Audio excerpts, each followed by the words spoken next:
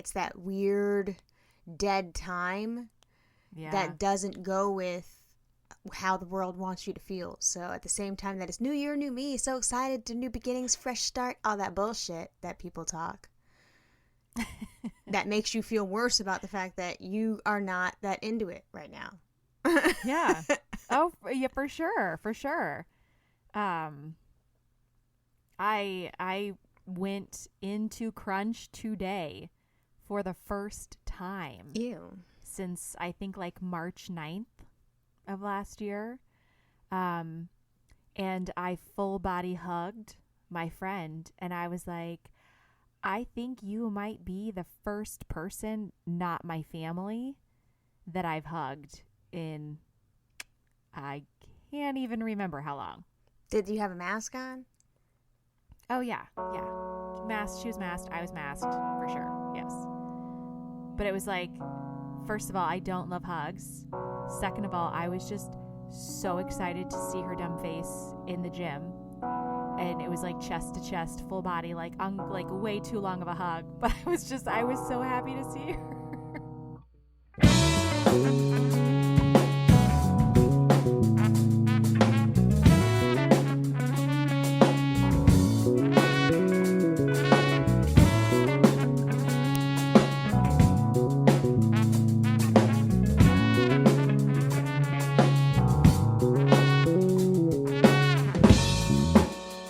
Well, you gotta go in there and pick up a check. No. I'm trying to see what you was doing in there. So I'm teaching there now 2 times a week. Do they wear a mask? Yeah. You know what? I was actually surprised at the number of people that had masks on. And in my class, I just had 4 people. They've scaled way back. I mean, before it was like, I want to say there were maybe 4 to 5 class options in the morning, and then there was one at lunchtime, and then there were a gang of them in the evening. So it's definitely a lot different. I think now there's only maybe 1 available in the morning. Mine was a lunchtime, 45-minute. I had 4 people. It was out. It's called like small group training, so it's different than being in the group fit room. And so you're kind of in the middle of like this turf area with some equipment around it. It's called the hit zone. So, you're not up on people and you're not touching them and getting close, but it was nice. Like it was everybody that came to class today. I wasn't expecting anybody to come. And the 4 people that showed up were all like people that I know and love, who 3 of them came to my classes all the time. And then Julietta is Asha's friend, and she came because I think Asha's trying to get her, into working out. So, but I knew her too. So I knew everybody, and it was just nice. They were so excited to see me. It was just a nice moment. Like I haven't had that, that human connection, like face to face. So when you teach the other classes, you don't know those people? You get to know people. But at AKT, it's a little tricky because, nobody really hangs out. I don't know if that's because of the studio setup. Like there's not an opportunity to really get to know people. Like people come into class, and when you're done, they grab their stuff and go. So you get to know the faces that come in week over week. Like my 5:45 on Wednesdays, it's the same group of ladies every week. So you get to chit chat with them a couple minutes before class starts. But at Crunch, it was a year and a half. And there are people that came to my class 5 days a week, 6 days a week. And you see them in there when you're working out, and, you start to follow each other on social media. So you get into people's lives, and I just happened to make a couple of good friends out of some ladies that came to my class every morning. Asha was one of them. And so it was like, you see these faces. I mean, she was literally, when we opened that gym in the beginning of 2018, she was the only person that was coming to my classes. So when you open a new gym, it's not like everybody just like flocks to you. So for a while, like for maybe a good 6 months, it was just her and I doing kickboxing together in that great big room. This is interesting because when I used to go to my little Zumba, my little HIIT fitness classes, there were two fitness ladies whose classes I liked. So one was this lady, Bonnie, and the other was this lady, Rachel.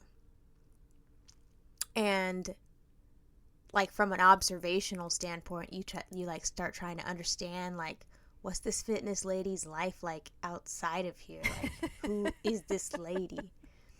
And so Bonnie, I think, had no kids and a second husband. I don't know. Like, you can't know anything about you. What am I gonna do? Ask the fitness lady, like, what's your life? How'd you become a fitness lady? You know what I'm saying? But they do start to recognize your face and stuff, because throughout the class, you know, like, they'll say your name. Oh, good job, Melissa. Great form, or whatever it is, and you'll be like, how the hell she know me?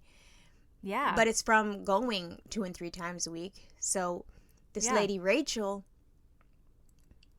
I think Rachel also did not have kids. She wore big, giant eyelashes. But she would come to class even with a cold and shit. Like, I was like, oh, she's dedicated. Like, this is her job. She's coming to work. Well, the hard part is that, you know, when you do get sick, I mean, there was a time, so I've always taught group fitness. I started in college in 2001, and it's always been a side hustle. And there was a time when I was living in Florida, I remember I got sick and I kept teaching and kept teaching till the point where it was just like, I could no longer breathe because I was coughing so much while I was teaching. It's hard to find a sub. It's sometimes impossible to find a sub for your class. What are they going to do? Fucking send you to the guillotine? Shit. Why can you not call in? So unless it's like a true emergency, like I know specifically at Crunch, they don't cancel classes, period. So you best be finding it's almost like Survivor in that you create allies with other instructors that you know are responsible. Like my manager, when we opened Crunch, was a friend of mine. I used to take her classes at LA Fitness, and we scheduled it to the point where we were both free at the same time as the others' classes, so that in the event that we needed a sub, she was already going to be there. She, you know, it was after the time she dropped off her kids, and she could make it there for my 9:30, and if she needed somebody to help. So it's crazy, but like you do have the people that you know that you can ask. And the other thing too, and I'm sure you found this like with your time at the rec center, is that you find instructors that you really like. Yep. And instructors get protective over their classes because you know that people come for you. Oh, bitch. If it's not Bonnie, I don't want to do it, because we going to be in here bullshitting. I can't. If I'm not leaving here in pain, then you just wasted my whole motherfucking time. And another time, Bonnie had a sub, and the bitch told us to take our fucking shoes off. I was like, no, she don't. This ain't it. Right.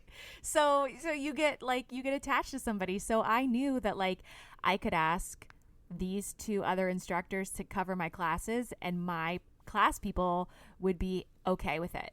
And same thing with them. They knew like Trina had this class on Friday nights, and her people are hardcore her people. And I get it, because I'm also her people. And it always feels like a big honor to be able to sub for her classes, because you know, like the obsession, the fandom, like they stan her classes. I know, but really, what's the consequence if you don't have a fill-in? Like you owe them $1,000? Like what?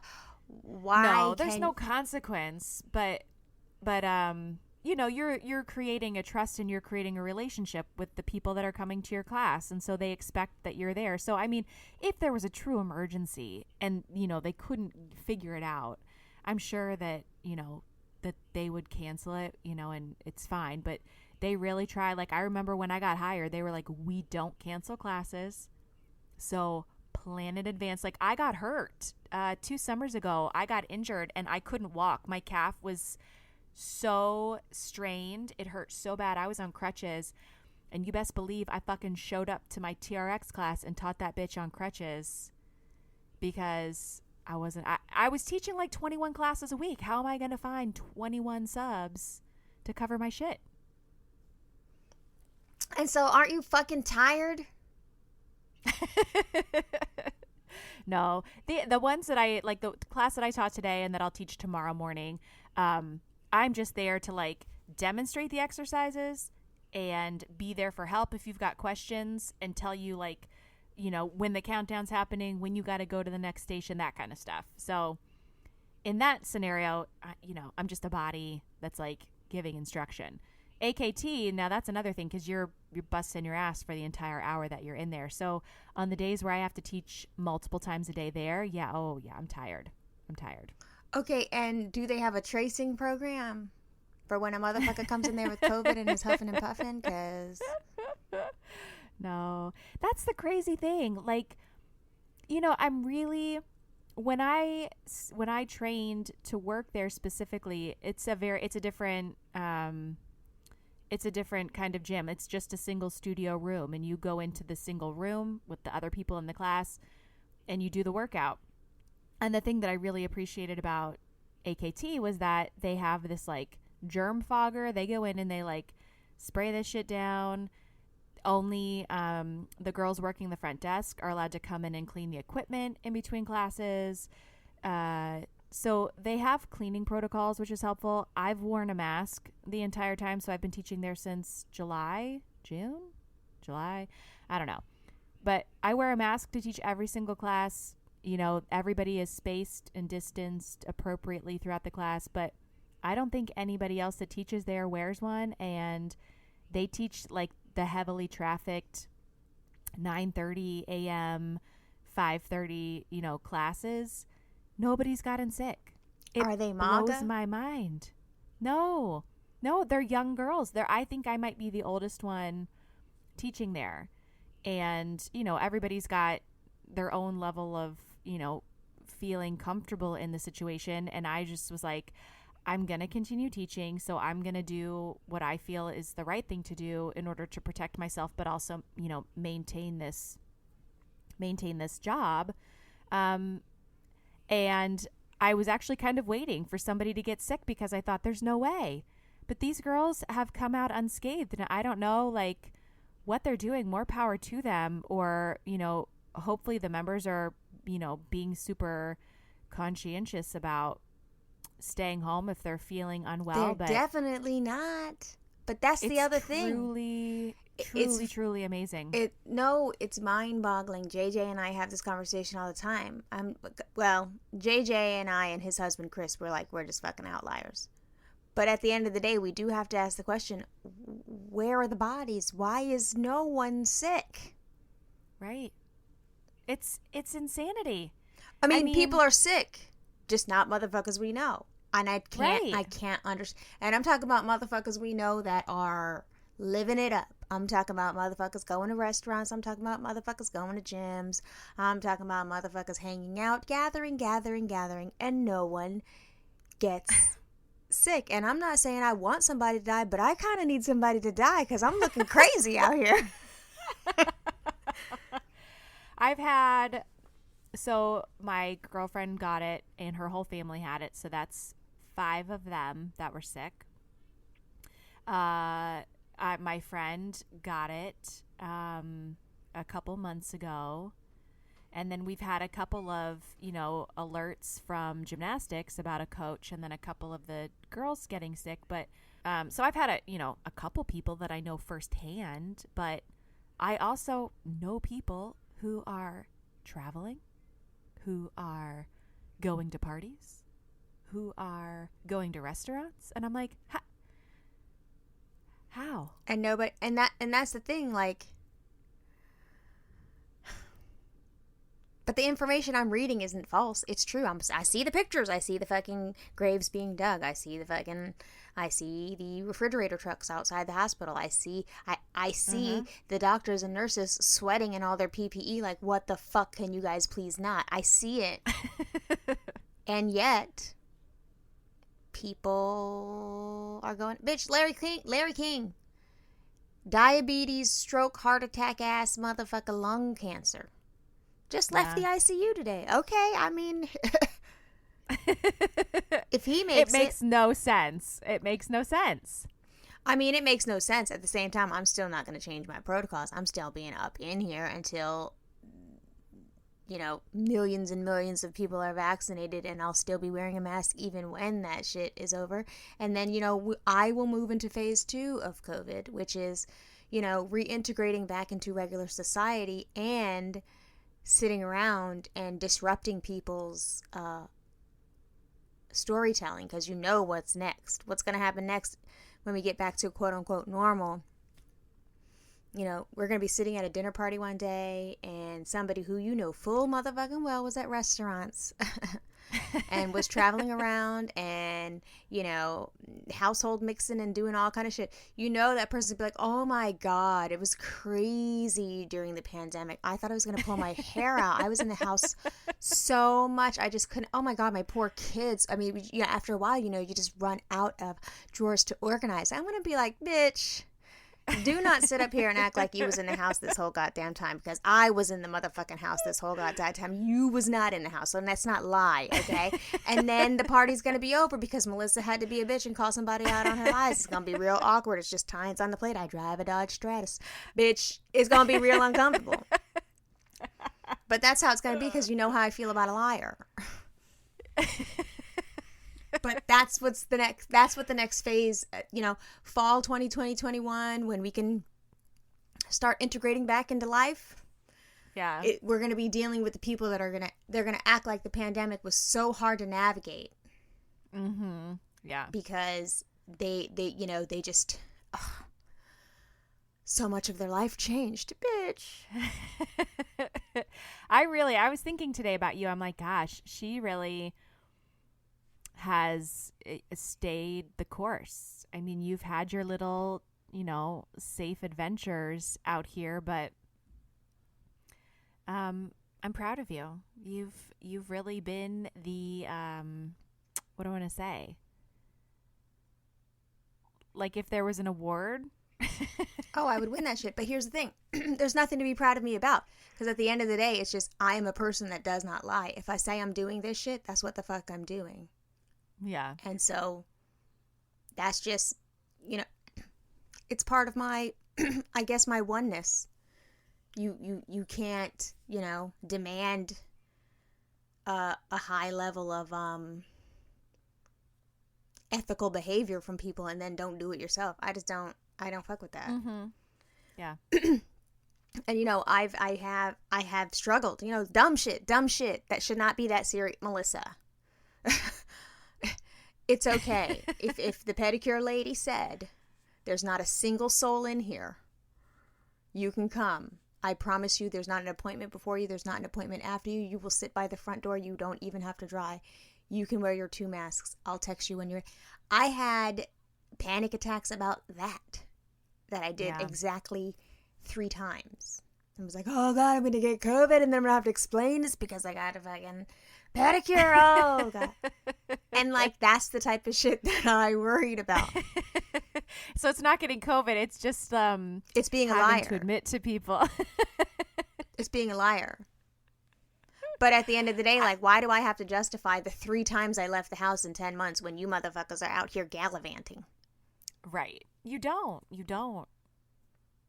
at all. I really want to go get my nails done, but for some reason I can't do that. But yet I can get my hair done. Oh yeah, I've done that a handful of times. I'm getting microneedled on Saturday. Hey, I'm so excited. Well, see, this is the thing though.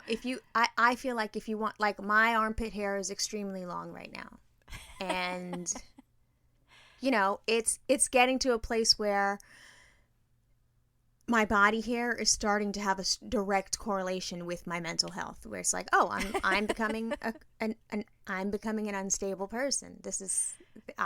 Justin is right. I'm gonna need, the other day I was yawning and I stretched and he's like, dude, are you for real? I was like, what do you want me to do? Go get COVID?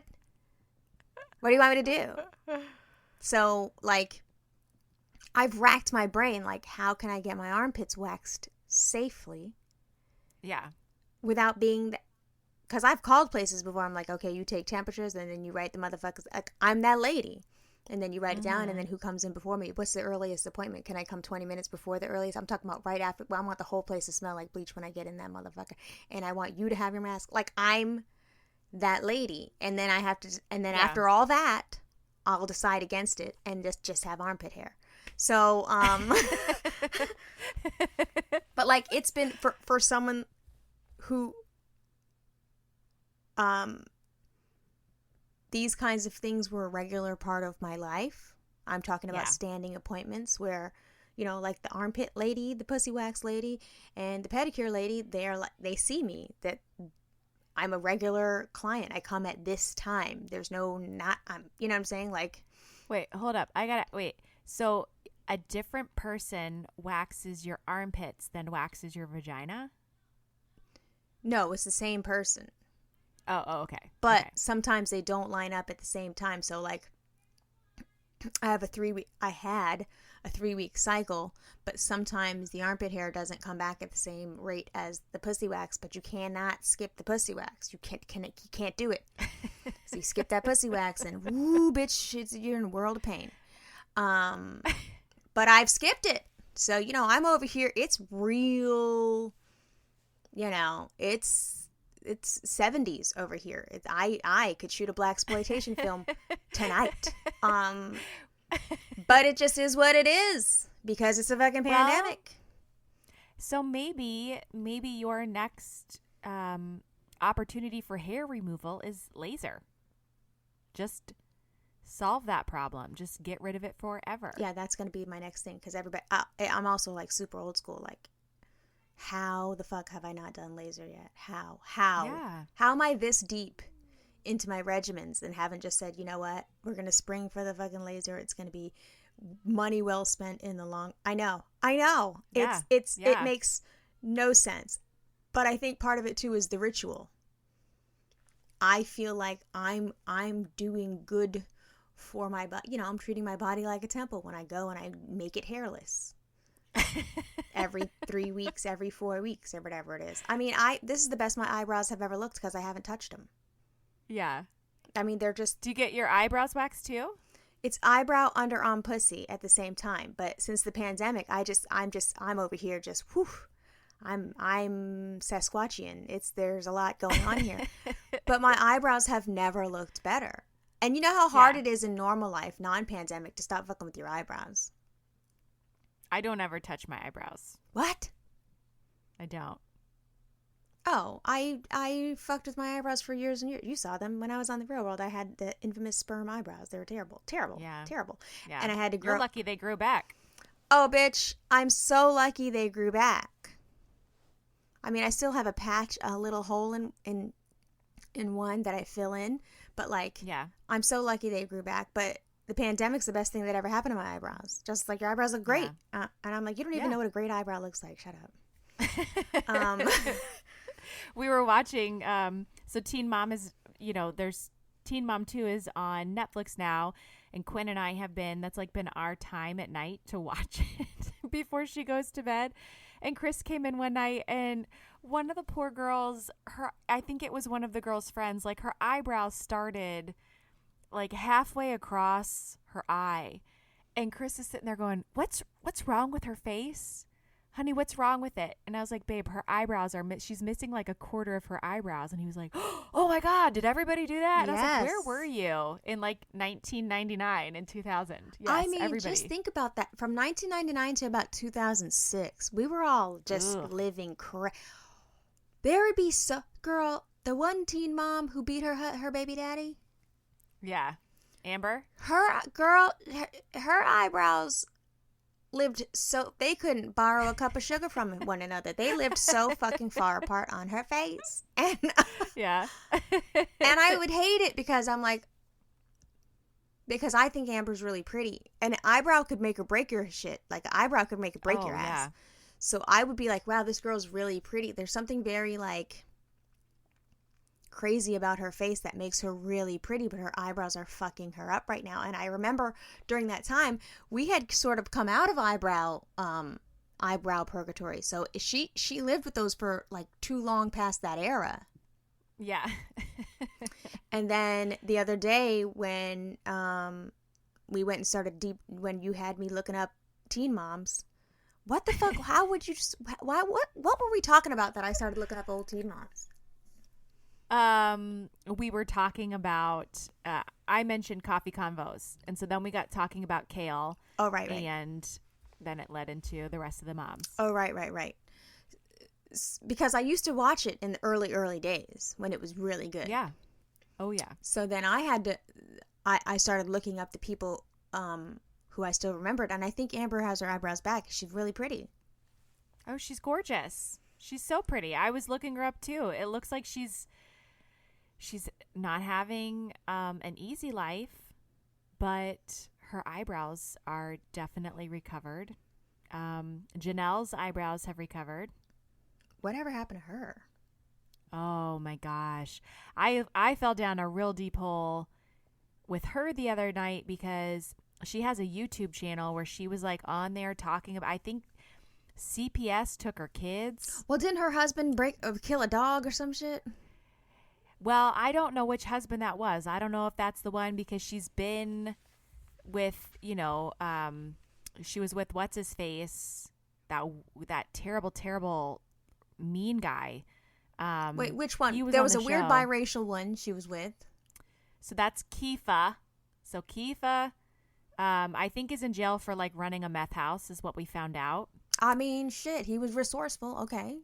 We got to root for everybody biracial. Okay. Right. So Kiefa is in jail, I'm pretty sure. And then there was the guy she had, I think the child's name is Kaiser.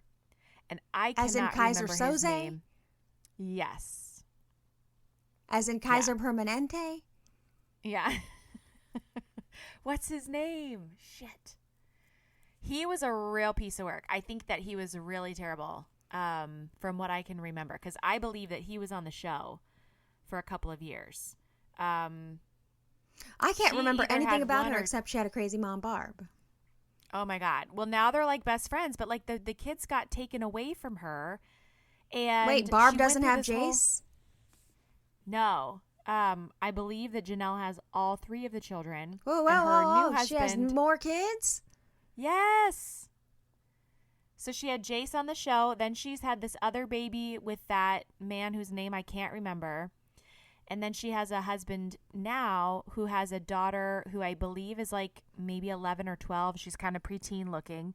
And I don't know if Janelle's little girl is his child or if the little girl is the child of Kaiser's dad.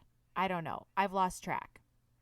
But anyways, their children were taken away, and I didn't really understand why, but it sounded like the woman that was working for CPS was like out to get Janelle, and one of the caseworkers or somebody in the office was saying that like they were obsessed with her, and so they were just like trying to do whatever they could to take her children. And I'm like, I'm pretty sure CPS just doesn't like try to come up with ways to take your kids because they watched you on MTV, but maybe I'm wrong. No, they definitely would, but also they watched you on MTV, so they're like, yeah, the child's in danger.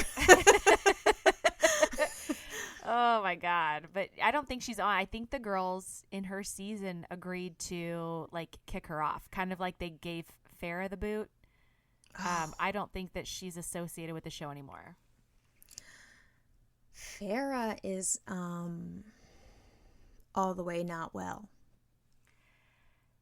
She's been all the way not well for like from the beginning. Ever. Yes. From the beginning. And MTV know they wrong for that. They shouldn't. Girl, she should not have ever qualified to be on the show. Just the way that her story started was traumatic. That her relationship with her mother, her relationship with her dad, her relationship with her face, a lot of it. I'm fucking serious because she is crazy and she talks crazy. I'm sorry. And don't get me wrong, I get it that post MTV life hustle that just passed me right by. So, first and foremost, I'm going to acknowledge that this is not even hater shit. This is not that. I'm just talking about, more power to you that you were able to monetize your post MTV life as you should have been, because MTV made a lot of money off of you, therefore you should make a lot of money off of you too. But a pussy mold? Girl, she posted videos of her receiving vaginal rejuvenation on her Instagram. But what? She's younger. How old is she? 30? Not even 27, 28? I don't think any of them are 30 yet. And if they are, they're so like, why do you in need that to rejuvenate 27. your pussy? Why does your pussy need rejuvenation now? Motherfucker, my shit's still looking cute. And I'm on the eve of my 44th in this motherfucker. Right? I don't understand. She does a lot of sharing that, I mean, I guess people like it because she has followers, but there's a lot, like, I watched her the other day get butt injections, and I was like, why am I, what's wrong with me? Why am I watching this? No, I know, and that's I don't follow any of them, but every now and again, like a tabloid story will come down my Twitter timeline, yes. And then I'll end up in a vortex because Yes. obviously she pays these tabloids to film her frolicking at the beach with her weird centaur butt, and I'm just like, how are you this young and have done this to you? Like, her face looks. She always had an ugly cry when she had her natural face. But now that she has her new face that doesn't really move that much, and she just be crying randomly for the paparazzi, I'm like, girl, what is going on? And then the little girl, but children are off limits. Children are off limits, but I do feel sorry for her child. She's gonna be like, whoever the fuck, imperfect, like, whatever, what the fuck is that? You guys have nothing. You're trash. You're nothing. You're nobodies. You guys are poor. Fuck you. And I'm just like, we didn't say nothing bad. Farrah, calm down. We just said you ugly cry. That's all we said. And we're saying that you had a pussy mold. Did you not have a pussy mold made? Is that not true? Why can't I say that? Right. I everything that we've said here is just basically saying things that we've witnessed firsthand on social media or Perez Hilton or wherever. I know. I remember I came back into the show one time. I was flipping through shit and I just saw a piece, and it was post plastic surgery, and the kid was big as hell and wearing makeup, and I was like, what the fuck happened here? And she was with some guy who overplucked his eyebrows too, maybe.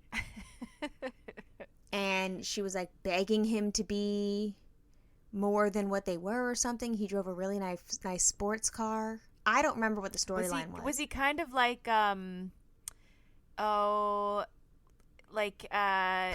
Was he Israeli or I was gonna say he was like Israeli or he was Middle Eastern for sure. He was very handsome, and it was very obvious, like very that he was not trying to be with her. Not into it. Yeah. And I was like, why is this person allowed to be around your child? You know what? That's where we can't have these conversations, because they'll be the first ones to defend.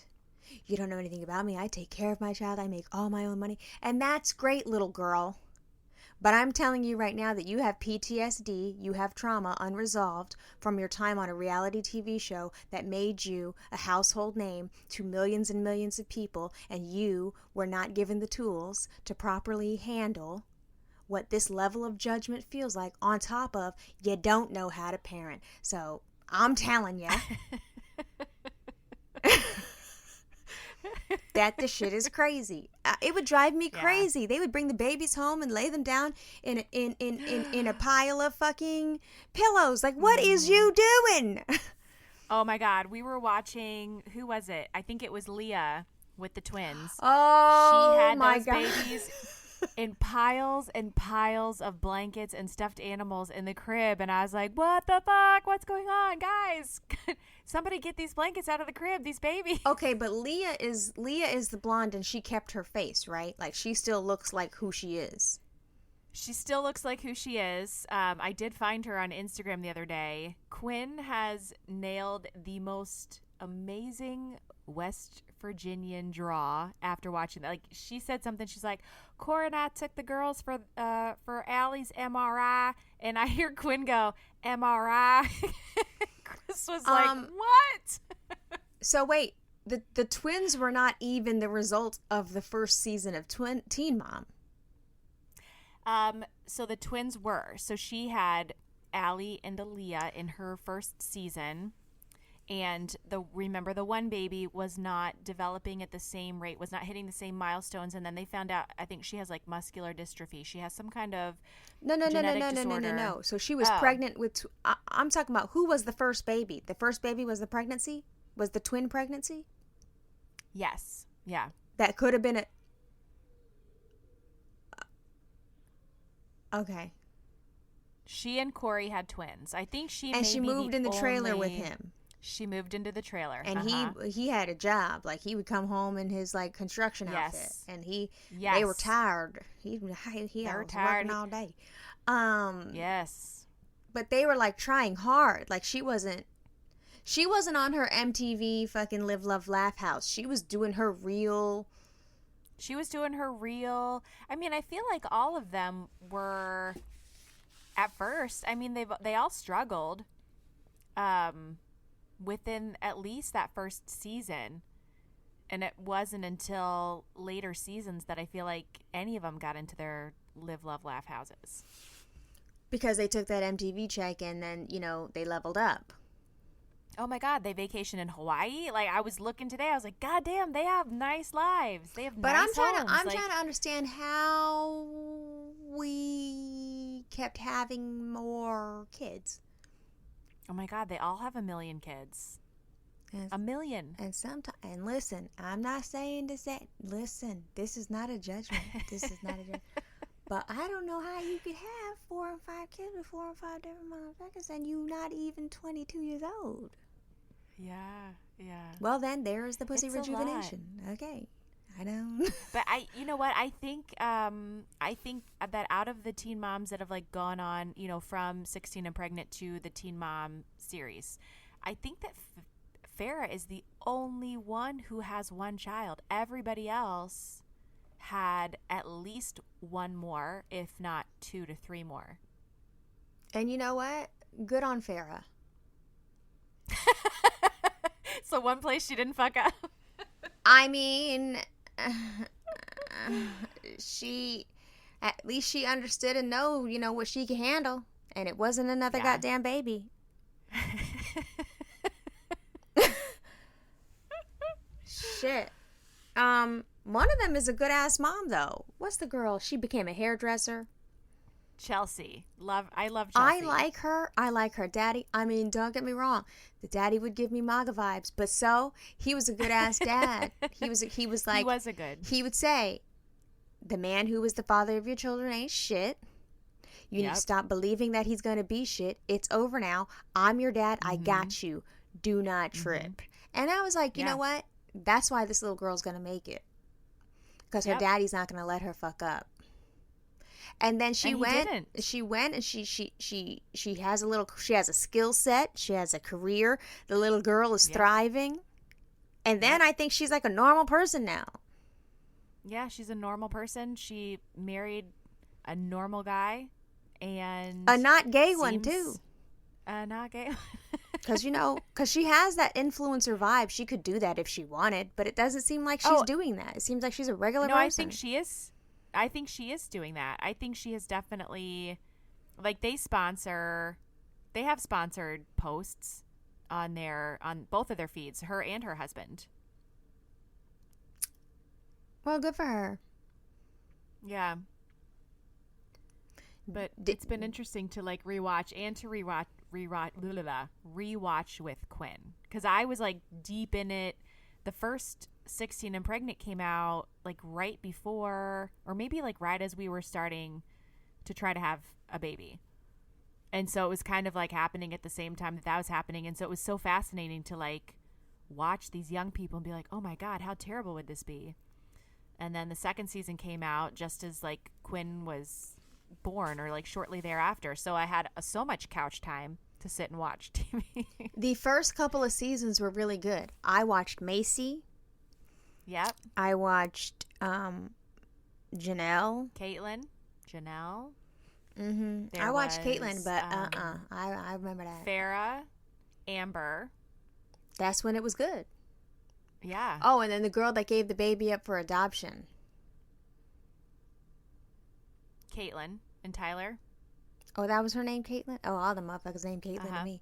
Yes. They were from Michigan, maybe Detroit or somewhere around there. So they gave the baby up, but they still wanted to be in the baby's life. And then years and years and years and years later, they had their own baby. And they named it like Nova Scotia or some shit. They did. They named the baby Nova. I think they've had 2 children since. But he won't marry her. No, I think they are married. Okay. For a little, wedding. Okay, because I thought when I thought he wasn't marrying her, I thought there was definitely a reason why. But no, I don't think he's gay. I didn't even say that. Where'd you come up with that? Nobody was saying that. I know you're thinking that. But they seemed like I liked him. I was like, okay, this motherfucker has his head on straight.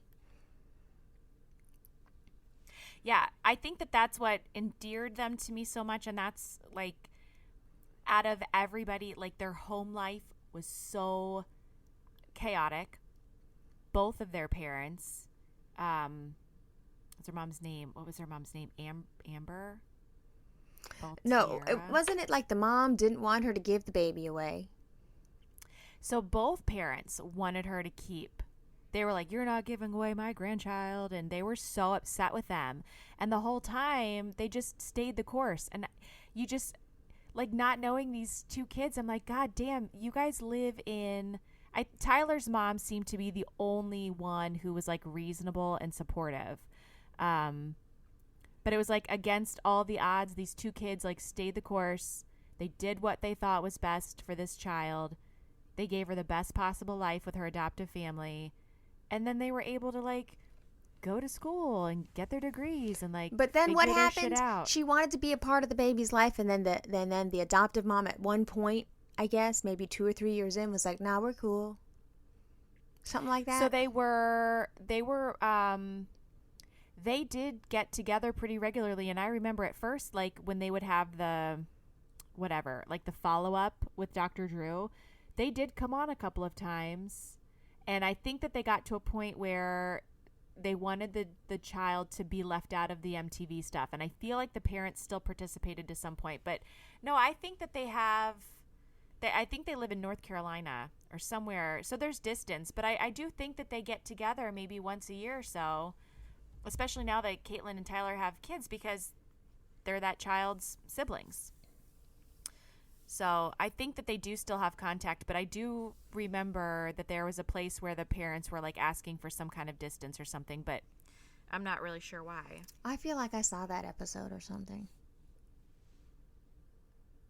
But, I mean, I do always hold a soft spot for them, because you have to respect the fact that these 2 16-year-old kids with, you know, chaotic home lives and parents who really aren't supportive or there for them, like, were able to make that choice and, you know, do better for themselves in the end. That is quite a doozy of a series, I'll tell you that. You know, I think we have a listener who was in production for Teen Mom. We have somebody that listens to the show that's messaged us about it before, because I was like, oh, how was so-and-so? How was so-and-so? What was this like? I'm going to have to go back and look in our DMs and see. It was a good show back in the day. It was so good. But all reality shows are good until the participants get rich. It's true. It's always really good and authentic and, like, interesting to watch the dynamic of the people until they're famous and understand how the machine works, and then it's just not that interesting anymore. Like, Jersey Shore was the bomb first season. Oh my God, yes. Do you watch a lot of reality TV, or did you? Nope. Well, no, before. Yes, there's a before and a distinct after. Mm-hmm. I loved it for many, many years. And I used to watch all the Housewives too. But then that got old too. I mean, I like all the shit the first seasons of something, but the first seasons of something when it's the new thing. So, like, I can't get into the new Housewives now because they've all seen the Housewives for the past 15 years. So they know what to do, and they're dressing ridiculous. Like, OC was good the first season. Atlanta was good the first 4 seasons. Beverly Hills was good the first 3 seasons. Like, I wouldn't go back. New York was okay. I never got into Housewives. You didn't really miss anything. I used to watch that shit dead serious. Really? Oh, yeah, every week I was involved. Wow. Mm-hmm. Yeah, I just, as far as reality TV went, I watched, Real World, obviously, but up until a point, I can't remember where I jumped out, but it just got to a point where I was just like, this is kind of boring. Yeah, it ended with mine. Sorry, that was the real truth. That's the real ass fucking truth, though. Vegas came along and it was like, what the fuck is happening to the show? Yeah, I don't think I watched. Was that Trishelle? Mm-hmm. I mean, don't get me wrong. I caught some of it, but like after being in it, you don't want to see that shit anymore because you're like, wait a second. Yeah. Wait a second. Yeah. And I feel like 2021 might be my year where I just start saying shit how I feel because where else is there to go? I mean, I'm starting to get curmudgeonly to the point where a lot of my opinions are wrong as fuck. I'm serious. I see these news stories and I'm like, wow. The liberal-minded person in me kind of is not with this. I don't like this. And I say to myself, wow, I find myself all the time backspacing tweets way more than before. I used to just fucking let the chopper spray. Just don't like that. That's fucked up. Fuck you. Fuck this. Fuck everybody. And I would just tweet that shit. Someone would like it. Say, echo chamber. Melissa, that's so funny. Okay, yeah, that's great. But now I'd be like, let me not say that because I think that might be. Now I have to think. Oh my God, I think I'm on the wrong side of history with this. I can't say that. Wow. Oh my God, can I not say that? There's a lot that I can't say. Actually. Yeah. Are you finding that as you get older that there's a lot that you cannot say? I find myself just kind of coming back to that. Who the fuck cares? I think JJ posted something on the 1926. People are like, oh, here's the best 9 on Instagram. And he posted that one. I was like, no one cares. No one cares. No one cares. And I think that I'm finally at that place where who fucking cares? I'm going to, I'll post on my Instagram stories because that shit disappears in 24 hours. Oh, I love a I'm disappearing only posting. Oh, yeah. I'm only posting, things that are truly, truly important for my entire 191 followers or however many I have on Instagram because that shit's locked down. I don't put anything on Facebook anymore. Who cares? Who cares? Whatever I have to say doesn't really matter. I'm not changing anything. Who fucking cares? And that's how I actually think of I think of my social media not so much as me attention seeking because my shit is locked down. If I wanted more attention, I could definitely do and say shit and unlock and get that if that was the case. Most of that shit is really, I treat that shit like a glass bottle. I put the message in the motherfucker and I throw it in the ocean and then it floats the fuck away. Like that's how I treat it. So, if I'm mad that my husband left his socks on the floor or he let a cereal bowl coagulate in the middle of the night, like I'm gonna post that shit. And that's going to be funny, and then it's going to go away, and it doesn't matter. But, social media is really only for shaming MAGA and showing how cute your kids are. There's no point in it. No. And I kind of, the accounts that are dedicated to this highly curated, highly edited, fake ass lifestyle that we know you're not living. I know you're not making handmade crayons 5 days a week and feeding your kids buckwheat pancakes with those people non-GMO definitely organic syrup. Girl, no. Those people definitely deserve to go to the guillotine. I mean, I'ma still look at their shit. But the whole time I'm going to be like, why are you lying? Why you always lying? Like, I have to get in my shower. Bennett's sitting here looking at me going, I want to go to bed. Oh, because they have to cuddle first. Yeah. Yeah, mine wait for the cuddles too. All right, well, I'll talk to you later, girl. Okay. Bye. Bye. Woo! Welcome back. Happy New Year. Welcome to 2021. We are back up in that ass. Ooh, with a insurrection. Oh. You should know that this episode was recorded before the events of yesterday unfolded, so please do not think Amanda and I are sitting here oblivious to what's going on in the world. In fact, we are quite aware. We put the episode out anyway because, everybody needs an escape. So, we hope you enjoyed the show. If you found our show over the holidays, welcome, welcome, welcome. We hope you are loving it. And now I'm going to tell you all of the ways that you can support and or enjoy this show more fully. Instagram. Instagram is important to this podcast because it's where we have our interactive story. On the interactive story, you can follow along while you listen to the episode, and there, there's cute little behind-the-scenes pictures, whatnot, etc. I don't know of any other podcast doing an interactive story. We definitely invented that shit, so please enjoy that. Also on the Instagram, you can come back on Mondays. Mondays, we host our Monday Night Live. Turn on your notifications. It is usually around 7, but sometimes we're running late because we have a lot of kids. But 7 o'clock Mondays, we talk about the episode that you just heard, or not, conversation goes where it goes. You can chat also with all of our lovely stranger friends, which is a great little community that we've been building that you can also hang out with on Facebook. We have a private Facebook community that's imperfect. I don't know how you find a Facebook community, girl. You just go on Facebook and type that shit in. You'll find it. We'll let you in. You gotta answer a few questions. We'll let you in. We share memes. We talk pop culture. We're in there having a good old time. You should definitely join us. And what did I say? Instagram, Facebook, we also have a Twitter. These are 3 things that our president can't do, but imperfect strangers can, because we don't incite violence. Also, we have merch. You can support our show by buying our merch. Our merch is available via our website, which is imperfectstrangerspodcast.com. If you like the show, please do rate and review it, subscribe to it. That would be great because, 2021, this could be our year, man. Amanda and I could be like, you never know. So, thank you so much for listening. Thank you so much for becoming a part of this little rando community.